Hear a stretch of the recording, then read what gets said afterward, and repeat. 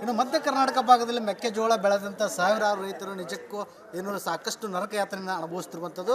ಯಾಕಂತಂದರೆ ಮೆಕ್ಕೆಜೋಳ ಬೆಳೆದ ದಿನದಿಂದ ಹಿಡಿದು ಇವತ್ತಿನವರೆಗೂ ಸರ್ಕಾರ ಎನ್ನುವಂಥ ಗೊಬ್ಬರ ಇರಬಹುದು, ಇನ್ನು ಕಾಲುವೆ ನೀರು ಇರ್ಬೋದು, ಅದೇ ವಿಚಾರ ಸಂಬಂಧ ಸಾಕಷ್ಟು ವಿಚಾರಗಳಲ್ಲಿ ಪ್ರತಿನಿತ್ಯ ಪ್ರತಿಭಟನೆ ಮಾಡುವ ಮೂಲಕ ಮೆಕ್ಕೆಜೋಳವನ್ನು ಬೆಳೆದರ ಜೊತೆಗೆ ಸಾಕಷ್ಟು ಖರ್ಚು ವೆಚ್ಚಗಳನ್ನು ಮಾಡಿ ಮೆಕ್ಕೆಜೋಳವನ್ನು ಬೆಳೆದಿದ್ದಾರೆ. ಇವತ್ತು ದಿವಸ ಅವರ ಮೆಕ್ಕೆಜೋಳವನ್ನು ಕೊಂಡುಕೊಳ್ಳುವಂಥ ಕೆಲಸ ಯಾವುದೇ ರೀತಿ ಆಗ್ತಾ ಇಲ್ಲ ಅನ್ನೋದು ಸಾಕಷ್ಟು ಅಸಮಾಧಾನ ಹೊರಗುವಂಥ ಕೆಲಸ ಆಗ್ತಿರುವಂಥದ್ದು. ನಾವೀಗ ಸದ್ಯ ದಾವಣಗೆರೆಯ APMCಯಲ್ಲಿ ಇರುವಂಥದ್ದು ತಾವು ದೃಶ್ಯದಲ್ಲಿ ಗಮನಿಸುತ್ತಿರುವಂತೆ ಸಾಕಷ್ಟು ಟ್ರ್ಯಾಕ್ಟರ್ಗಳಲ್ಲಿ ಈಗಾಗಲೇ ಮೆಕ್ಕೆಜೋಳಗಳನ್ನ ಹೇರ್ಕೊಂಡು ಬಂದು ರೈತರು ಸಾಕಷ್ಟು ದೂರಗಳಿಂದ ಬಂದಿದ್ದಾರೆ. ತಾವು ದೃಶ್ಯದಲ್ಲಿ ಗಮನಿಸ್ತಾ ಇರೋದಲ್ಲ, ಟ್ರ್ಯಾಕ್ಟರ್ಗಳಲ್ಲಿ ಆ ಮೆಕ್ಕೆಜೋಳಗಳನ್ನ ಕಟ್ಕೊಂಡು ಹೇರ್ಕೊಂಡು ಬಂದಿದ್ದಾರೆ. ಸುಮಾರು ಒಂದು ವಾರದಿಂದ ಇದೇ APMC ಪರಾಂಗಣದಲ್ಲಿ ಅವರು ಉಳಿದುಕೊಂಡಿರೋದಾದರೆ ಇವತ್ತಿನವರೆಗೂ ಸಹ ಯಾರೊಬ್ಬರು ಆ ಮೆಕ್ಕೆಜೋಳವನ್ನು ಖರೀದಿ ಮಾಡೋಕ್ಕೆ ಬಂದಿಲ್ಲ. ಅಂತಂದರೆ ಪ್ರಮುಖವಾಗಿ ಅಧಿವೇಶನದ ಮುನ್ನಾ ದಿನವೇ ಸರ್ಕಾರ ಒಂದು ಘೋಷಣೆಯನ್ನು ಮಾಡುತ್ತೆ ಅಂತಂದರೆ ಬೆಂಬಲ ಬೆಲೆ ಅಡಿಯಲ್ಲಿ ಖರೀದಿ ಕೇಂದ್ರ ತೆರೆದು ನಾವು ಮೆಕ್ಕೆಜೋಳವನ್ನು ಕೊಂಡ್ಕೊಳ್ತೇವೆ ಅನ್ನುವಂತಹ ಒಂದು ಘೋಷಣೆಯನ್ನು ಮಾಡ್ತಾ ಇದ್ದು ಎಲ್ಲೋ ಒಂದು ಕಡೆಗೆ ಆ ಪೇಪರ್ಗಳಲ್ಲಿ ಮಾತ್ರ ಉಳಿದಿದೇನೋ ಅನ್ನುವಂಥ ಅನುಮಾನ ಕಾಣುತ್ತೆ. ಯಾಕಂದರೆ ಅದೇ ನಿಟ್ಟಿನಲ್ಲಿ ಸಾಕಷ್ಟು ಜನ ರೈತರು ಮೆಕ್ಕೆಜೋಳವನ್ನು ಮಾರುಕಟ್ಟೆಗೆ ತಂದು ಮಾರಾಟ ಮಾಡೋದು ಕೆಲಸಕ್ಕೆ ಮುಂದಾಗಿದ್ರು. ಆದರೆ ಮಾರುಕಟ್ಟೆಗೆ ಬಂದ ನಂತರ ಯಾರೊಬ್ಬರು ಇಲ್ಲಿ ಕೇಳುವಂಥರಲ್ಲ. ಅದರಲ್ಲಿ ಡಿಸ್ಟಿಲರಿ ಮತ್ತು ಕುಕ್ಕಟೋದ್ಯಮದವರು ಕಡ್ಡಾಯ ಕೊಂಡ್ಕೊಳ್ಬೇಕು ಅನ್ನುವಂಥ ಒಂದು ನಿಯಮವನ್ನು ಮಾಡಿದ್ರೆ ಕುಕ್ಕಟೋದ್ಯಮದವರು 3,350 ಕ್ವಿಂಟಲ್ ಮೆಕ್ಕೆಜೋಳವನ್ನು ಕೊಂಡ್ಕೊಳ್ತೇವೆ ಅಂತೇಳಿ ದಾವಣಗೆರೆ ಭಾಗದ ರೈತರಿಗೆ ಹೇಳ್ತಾರೆ. ಅದರಂತೆ ಅಲ್ಲಿ ಸರತಿ ಸಾಲಿನಲ್ಲಿ ನಿಂತು ರಿಜಿಸ್ಟ್ರೇಷನ್ ಮಾಡಿಕೊಂಡಂಥ ರೈತರು ಕಳೆದ ಒಂದು ವಾರದಿಂದ ಇಲ್ಲಿ ಮೆಕ್ಕೆಜೋಳವನ್ನು ತೆಗೆದುಕೊಂಡು ಬಂದಿದ್ದಾರೆ. ಪ್ರತಿದಿನ ಟ್ರ್ಯಾಕ್ಟರೆಲ್ಲ ಬಳಿನೇ ನಿಂತು ಕಾಯುವಂಥ ಪರಿಸ್ಥಿತಿ. ಆದರೆ ಒಂದು ವಾರ ಕಳೆದರೂ ಸಹ ಯಾವುದೇ ಕುಕ್ಕಟೋದ್ಯಮ ಇರ್ಬೋದು, ಡಿಸ್ಟಿಲರಿ ಇರ್ಬೋದು, ಯಾರು ಕೊಂಡ್ಕೊಳ್ಳೋಕೆ ಸಹ ಮುಂದೆ ಬರ್ತಾ ಇಲ್ಲ. ಬಂದರೂ ಏನು ಮಾಡ್ತಾರೆ, ಆ ಕಾಳು ಸರಿ ಇಲ್ಲ, ಆದಿಲ್ಲ, ಇದಿಲ್ಲ, ನನಗೆ ಆ ರೀತಿಯೇ ಬೇಕು, ಈ ರೀತಿಯೇ ಬೇಕು ಅನ್ನುವಂತಹ ಉಡಾಪೆ ಮಾತನ್ನು ಹೇಳುವ ಮೂಲಕ ಆ ಖರೀದಿ ಮಾಡದೆ ಸುಮ್ಮನೆ ಹೋಗ್ತಿದ್ದಾರೆ ಅನ್ನುವಂಥ ಸಾಕಷ್ಟೊಂದು ಆರೋಪಗಳು ಕೇಳಿ ಬರ್ತಿರುವಂಥದ್ದು. ಎಲ್ಲೊಂದು ಕಡೆಗೆ ನಾವು ಹವಾಮಾನಕ್ಕೆ ತಕ್ಕಂತೆ ಬೆಳೆದಿರ್ತದೆ ನಾವು ಮ್ಯಾನುಫ್ಯಾಕ್ಚರ್ ನಾವೇ ಒಳಗಡೆ ಹೋಗಿ ಮಾಡೋಕ್ಕಾಗಲ್ಲ. ಆದರೆ ಸುಖ ಸುಮ್ಮನೆ ಆ ರೈತರನ್ನು ಅವರ ಒಂದು ಧೈರ್ಯ ಕುಂದಿಸುವ ನಿಟ್ಟಿನಲ್ಲಿ ಮತ್ತು ಅವರ ಆತ್ಮವಿಶ್ವಾಸ ಕುಂದಿಸುವ ನಿಟ್ಟಿನಲ್ಲಿ ಕೆಲಸ ಮಾಡ್ತಿದ್ದಾರೆ ಅಂತ ಸಾಕಷ್ಟು ರೈತರು ಒಂದು ಆರೋಪವನ್ನು ಮಾಡುವಂಥ ಕೆಲಸವನ್ನು ಮಾಡ್ತಾರೆ. ಪ್ರತಿ ಎಕರೆಗೆ ಮೆಕ್ಕೆಜೋಳವನ್ನು ನಾವು ಬಿತ್ತನೆ ಮಾಡಬೇಕಂತೇಳಿ ಯಾವಾಗ ಅವ್ರ ತಲೆಯಲ್ಲಿ ಬರುತ್ತೆ ಅಂದಿನ ಹಿಡಿದು ಇವತ್ತಿನವರೆಗೆ ಅಂದರೆ ಮಾರುಕಟ್ಟೆಗೆ ಹೋಗಿ ದುಡ್ಡು ಬರೋವರೆಗೂ ಪ್ರತಿ ಎಕರೆಗೆ ಸುಮಾರು 25,000-30,000 ಸಾವಿರಷ್ಟು ಅವರು ಖರ್ಚು ವೆಚ್ಚವನ್ನು ಮಾಡಿ ಮೆಕ್ಕೆಜೋಳವನ್ನು ಬೆಳೆದಿರ್ತಾರೆ. ಅಂದರೆ ಕೊನೆಗೆ ಅವನ ಮಾರಾಟ ಮಾಡೋಕ್ಕೆ ಅವರು ನಿಜಕ್ಕೂ ನರಕ ಯಾತನೆಯನ್ನು ಅನುಭವಿಸುವಂಥ ಪರಿಸ್ಥಿತಿ ಅವರಿಗೆ ಒದಗಿಸುವಂಥ ಕೆಲಸವನ್ನು ಸರ್ಕಾರ ಇರ್ಬೋದು, ಜಿಲ್ಲಾಡಳಿತವಾಗಲೂ ಮಾಡ್ತಾ ಬಂದಿರುತ್ತೆ.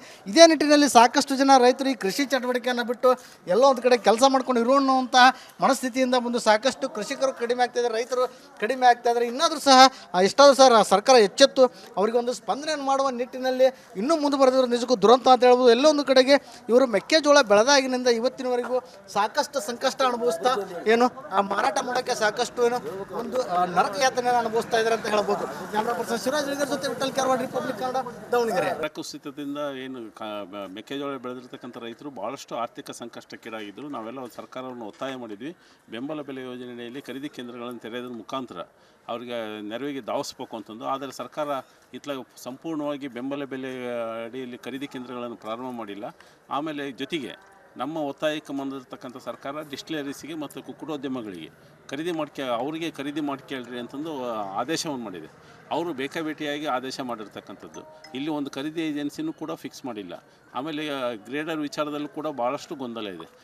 ಅವ್ರಿಗೆ ಕೃಷಿ ಪತ್ತಿನ ಸಹಕಾರ ಸಂಘದಲ್ಲಿ ನೋಂದಾಯಿಸಿದ ನಂತರ ಟ್ರ್ಯಾಕ್ಟರಿಗೆ ಲೋಡ್ ಮಾಡ್ಕೊಂಬಂದಿದ್ದಾರೆ ಇವತ್ತು ರೈತರು ಎಲ್ಲರೂ ಕೂಡ.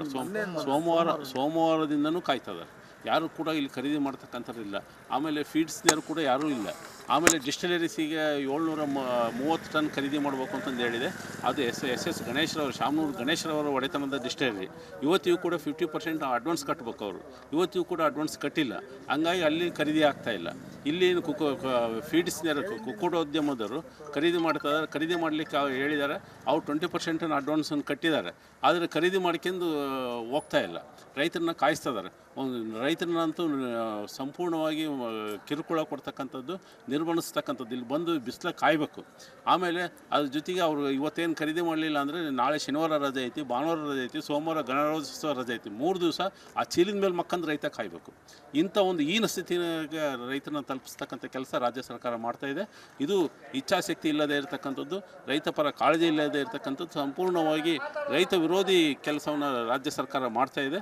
ಅದನ್ನೆಲ್ಲ ಬಿಡಬೇಕು, ರೈತರ ನೆರವಿಗೆ ಧಾವಿಸ್ಬೇಕು ಅಂತಂದು ಹೇಳಿದರೆ ಇನ್ನಷ್ಟು ರೈತರಿಗೆ ಕಿರುಕುಳ ಕೊಡ್ತಕ್ಕಂಥ ಕೆಲಸವನ್ನು ರಾಜ್ಯ ಸರ್ಕಾರ ಮಾಡ್ತಾಯಿದೆ ಅಂತ ನಾನು ಆರೋಪವನ್ನು ಮಾಡ್ತೀವಿ. ಸರ್ಕಾರ ಬೆಂಬಲ ಬೆಲೆ ಯೋಜನೆ ಅಡಿಯಲ್ಲಿ ತೂಗಬೇಕು ಅಂತಂದು ರೈತರ ಎಲ್ಲ ಒಕ್ಕೂರಲ ಹೋರಾಟದಿಂದ ಈಗ 1.5 ತಿಂಗಳು ಏನು ಅಧಿವೇಶನ ಪ್ರಾರಂಭ ಮುನ್ನ ದಿನ ಘೋಷಣೆ ಮಾಡ್ತು ಸರ್ಕಾರ. ಅದು ಘೋಷಣೆ ಮಾಡಿದ್ದು ಬರೀ ಪೇಪರಲ್ಲಿ ಅಷ್ಟೇ ಉಳಿದಿತ್ತು, ಯಾವುದೇ ರೀತಿ ಖರೀದಿ ಕೇಂದ್ರ ಪ್ರಾರಂಭವಾಗಿರಲಿಲ್ಲ. ನಾವು ರೈತರು ಎಲ್ಲ ಡಿ ಸಿ ಆಫೀಸಿಗೆ ಹೋಗಿ ಡಿ ಸಿ ಅವ್ರನ್ನ ಭೇಟಿ ಮಾಡಿ ಭಾಳ ಒಂದು ಸತಿ ಮೌಖಿಕವಾಗಿ ಮನವಿ ಸಲ್ಲಿಸಿ ಆಮೇಲೆ ಪ್ರೆಸ್ ಮೀಟ್ ಮಾಡಿ ಎಲ್ಲರೂ ಸೇರಿಕೊಂಡು ಡಿ ಸಿ ಅವ್ರಿಗೆ ಒತ್ತಾಯ ಹಾಕಿದ ಮೇಲೆ ಅವರು ನಮ್ಮ ಒತ್ತಾಯಕ್ಕೆ ಸ್ಪಂದಿಸಿ ಇದು ಕುಕ್ಕುಟೋದ್ಯಮ ಇಲಾಖೆಯವರು 20% ದುಡ್ಡು ಕಟ್ಟಿದ ಮೇಲೆ ಅವರು 3,350 ಕ್ವಿಂಟಲ್ಗೆ ಇಂಡೆಂಟ್ ಕೊಟ್ಟಿದ್ದಾರೆ ಅಂತಂದು ಪ್ರಾರಂಭ ಮಾಡ್ತೀವಿ ಅಂತಂದು ಪ್ರಾರಂಭ ಮಾಡಿದರು. ಪೇಪರ್ ಸ್ಟೇಟ್ಮೆಂಟ್ ಕೊಟ್ಬಿಟ್ಟು ಇದ್ರ ಅವ್ರಿಗೆರೆ PACS ಅಲ್ಲಿ ನೋಂದಣಿ ಪ್ರಕ್ರಿಯೆ ಪ್ರಾರಂಭ ಮಾಡಿದರು. ಅದರಂತೆ ನಾವೆಲ್ಲರೂ ರೈತರು ಹೋಗಿ ಸರತಿ ಸಾಲಿನಲ್ಲಿ ನಿಂತು ನೋಂದಣಿ ಮಾಡ್ಕೊಂಡು ಬಂದ್ವಿ.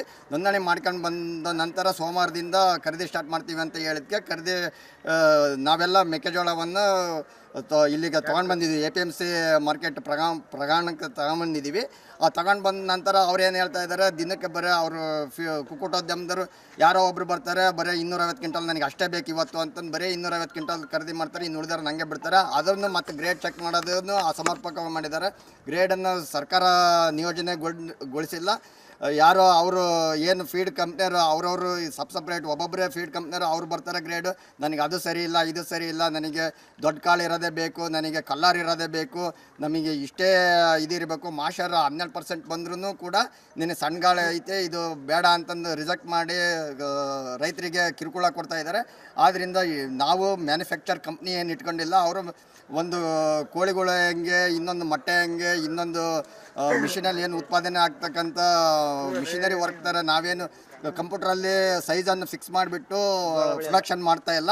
ನಾವು ಬೆಳೀತಾ ಇರೋ ಹವಾಮಾನಕ್ಕೆ ತಕ್ಕಂತೆ ನಾವು ಹೊಲದಲ್ಲಿ ಬೀಜ ಬಿತ್ತನೆ ಮಾಡಿ ಅದು ಸರ್ಕಾರ ಏನು ಇದನ್ನು ಮಾಡಿರ್ತಂದು ಗ್ರೇಡ್. ಸರ್, ಈಗ ಈ ಮೆಕ್ಕೆಜೋಳವನ್ನು ನೀವು ಬಿತ್ತನೆ ಮಾಡೋಕ್ಕೆ ಏನು ಸ್ಟಾರ್ಟ್ ಮಾಡ್ತಿರಲ್ಲ ಕೆಲಸ, ಮುಂಚೆಗೆ ಹದ ಮಾಡೋದಿರಲಿ, ಅಲ್ಲಿಂದ ಹಿಡಿದು ಇವತ್ತಿನವರೆಗೂ 1 ಎಕರೆಗೆ ಎಷ್ಟು ಖರ್ಚಾಗಿದೆ ಸರ್? ನಾವು ಮೆಕ್ಕೆಜೋಳ 1 ಎಕರೆ ಬಿತ್ತನೆ ಮಾಡಿ ಅದನ್ನು ಫಸಲು ತೆಗೆದು ಇಲ್ಲಿ ಮಾರ್ಕೆಟಿಗೆ ಮುಟ್ಟಿಸ್ಲಿಕ್ಕೆ 25,000 ರಿಂದ 26,000 ರೂಪಾಯಿ ಖರ್ಚು ಬರ್ತದೆ ಸರ್. 1 ಎಕರೆ ಬೆಳೆಯೋದಕ್ಕೆ, 1 ಎಕರೆ ಮೆಕ್ಕೆಜೋಳ ಇವರು 3 ಕೆಜಿ ಬೀಜಕ್ಕೆ 1,800 ರಿಂದ 2,000 ದರ ನಿಗದಿ ಮಾಡಿದ್ದಾರೆ. ಆ ದರ ನಿಗದಿ ಮಾಡಿರ್ತಕ್ಕಂಥ ಪ್ಯಾಕೆಟನ್ನು ತಂದು ಬೇಕಾದ್ರೆ ನೀವು ಸುರಿದು ನೋಡಿದ್ರು ಅದರಲ್ಲೇ ಗ್ರೈನ್ಸ್ ಸಣ್ಣದು ದೊಡ್ಡದು ಇರ್ತೈತಿ. ಅಂಥದ್ದು ಇವರು ನನಗೆ ಇಷ್ಟೇ ಕಾಳು ದೊಡ್ಡದಿರಬೇಕು, ಬೆಳೆ ಬಂದಮೇಲೆ ಇಲ್ಲೇ ಸ್ಯಾಂಪಲ್ ತೆಗೆದುಬಿಟ್ಟು ಗ್ರೇಡರ್ಗಳು ಅವರು ಸರ್ಕಾರ ನಿಯೋಜನೆಗೊಳಿಸಿಲ್ಲ. ಗ್ರೇಡರ್ಗಳನ್ನ ಅಸಮರ್ಪಕವಾಗಿ ಅವ್ರವ್ರಿಗೆ ಏನು ಕುಕ್ಕುಟೋದ್ಯಮ ಖರೀದಿದಾರನ್ನೇ ಗ್ರೇಡರ್ನಾಗಿ ಮಾಡ್ಕೊಂಡಿದ್ದಾರೆ. ಅವರು ದಿನಕ್ಕೊಬ್ಬರು ಬರ್ತಾರೆ, ನನಗೆ ಅದು ಸರಿ ಇಲ್ಲ, ಇದು ಸರಿ ಇಲ್ಲ, ಉದ್ದೇಶಪೂರ್ವಕವಾಗಿಯೇ ಅವರಿಗೆ ಈಗ ನಮಗೆ ಫೈನಲ್ ಆಗಿ ಏನಾಗಬೇಕು, ಈಗ 3,350 ಕ್ವಿಂಟಲ್ ಏನು ಮೆಕ್ಕೆಜೋಳ ಖರೀದಿಗೆ ಪ್ರಾರಂಭ ಮಾಡಿದಾರ ಆ ರೈತರನ್ನ ಅಷ್ಟು ರೈತರಿಗೆ ನೋಂದಣಿ ಮಾಡಿರ್ತಕ್ಕಂಥ ರೈತರನ್ನ ಎಲ್ಲರಿಗೂ ಅವರು ಕುಕ್ಕುಟೋದ್ಯಮದವರು ಲಾರಿ ಇವತ್ತು ಕಳಿಸ್ತೀನಿ ನಾಳೆ ಕಳಿಸ್ತೀನಿ ಅನ್ನೋದನ್ನು ಬಿಡಬೇಕು. ಈ ಬಂದಂಥ ರೈತರಿಗೆ ಎಲ್ಲರಿಗೂ ಗೋಡಮ್ ವ್ಯವಸ್ಥೆ ಮಾಡಿಬಿಟ್ಟು ಅವರನ್ನ ಗ್ರೇಡ್ ಚೆಕ್ ಮಾಡಿಕೊಂಡು ಅನ್ಲೋಡ್ ಮಾಡಿಬಿಟ್ಟು ಆಮೇಲೆ ಏನು ನಿಗದಿ ಅವರು ಇಂಡೆಂಟ್ ಕೊಟ್ಟಿರ್ತಾರೋ ಅವರಿಗೆ ಸಪ್ರೇಟಾಗಿ ಇನ್ನೊಂದು ದಿವಸ ಅವರಿಗೆ ನಿಗದಿ ಮಾಡಿದಂತೆ ಅವ್ರಿಗೆ ಎಷ್ಟೆಷ್ಟು ಮೆಟ್ರಿಕ್ ಟನ್ ಬೇಕೋ ಅಷ್ಟೆಷ್ಟು ಸಪ್ರೇಟ್ ಲಾರಿಯೆಲ್ಲ ಅವರಿಗೆ ಏರ್ ಕಳಿಸೋಂಥ ವ್ಯವಸ್ಥೆ ಆಗ್ಬೇಕು ಸರ್. ಬಂದಂಥ ರೈತರನ್ನ ಕಾಯಿಸ್ಲಿಲ್ದಂಗೆ ಖಾಲಿ ಮಾಡೋಂಥ ವ್ಯವಸ್ಥೆ ಆಗಬೇಕು.